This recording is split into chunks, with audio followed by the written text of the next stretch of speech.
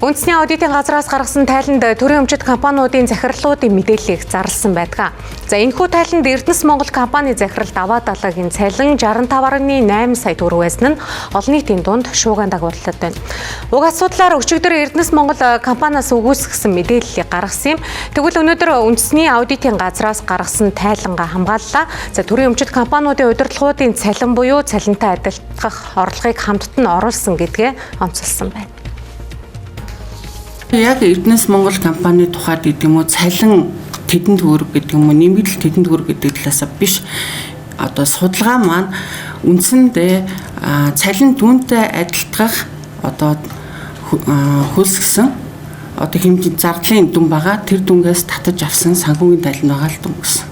Яг орон нутгийн өмчит компанийн хувьд бол бид нар 22 төсвийн ерөнхийлөн цагш буюу тэгээ орон нутгийн 21 тэгээд нийслэлттэй нийлүүлээд ингээд 22 байгаа. За энэ дээр бол бид нар 354 хуулийн этгээд байна гэж хэлээд байгаа. 354-өөс 171 нь бол ашигтай ажилласан, 159 нь алдагдaltaй.